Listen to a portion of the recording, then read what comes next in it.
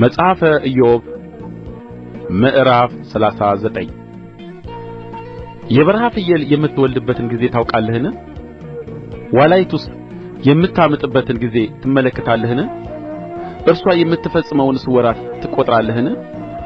የምትወልድበትንስ ጊዜ ታውቃለህን? ይንበረከካሉ፣ ልጆቻቸውንም ይወልዳሉ፣ ከምጣቸውም ያርፋሉ። ልጆቻቸው ይጠነክራሉ፣ በሜዳም ያድጋሉ፣ ይወጣሉ፣ ወደ እነርሱም አይመለሱም። የሜዳውስ አህያ አርነት ማን አወጣው? የበረሃውንስ አህያ ከእስራቱ ማን ፈታው? በረሃውን ለእርሱ ቤት አድርጌ ሰጠሁት፣ መኖሪያውም በጨው ምድር ነው። በከተማ ውካታ ይዘብታል፣ የነጂውን ጩኸት አይሰማም። ተራራውን እንደ መሰምርያው ይመለከተዋል፣ ለምለሙን ሁሉ ይፈልጋል። ጎሽ ያገለግልህ ዘንድ ይታዘዛልን? ወይስ በግርግም አጠገብ ያድራልን? ጎሽ ይተልምልህ ዘንድ ትጠምደዋለህን? ወይስ ከአንተ በኋላ በእርሻ ላይ ይጐለጕላልን? ጉልበቱስ ብርቱ ስለ ሆነ ትታመነዋለህን? ተግባርህንስ ለእርሱ ትተዋለህን? ዘርህንስ ይመልስልህ ዘንድ በአውድማህስ ያከማችልህ ዘንድ ትታመነዋለህን? የሰጐን ክንፍ በደስታ ይንቀሳቀሳል፣ ነገር ግን ክንፉና ላባው ጭምተኛ ነውን? እንቍላልዋን በመሬት ላይ ትተዋለች፣ በአፈርም ውስጥ ታሞቀዋለች። እግር ይሰብረው ዘንድ የምድረ በዳም አውሬ ይረግጠው ዘንድ ትረሳለች።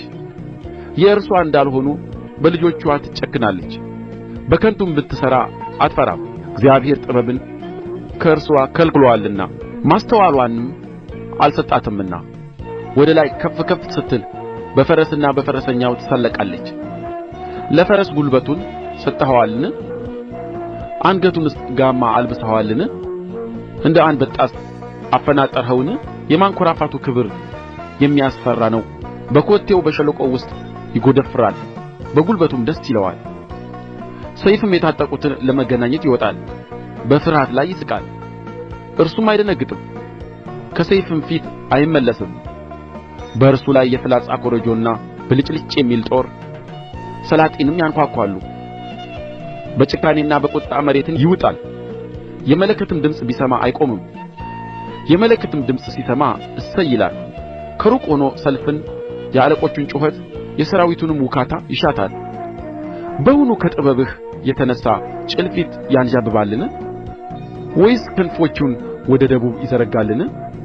በአፍህ ትእዛዝ ንስር ከፍ ከፍ ይላልን? ቤቱንስ በአርያም ላይ ያደርጋልን? በገደል ላይ ያኖራል፣ በገደሉ ገምገምና በጥጉ ያድራል። በዚያም ሆኖ የሚነጥቀውን ይጐበኛል።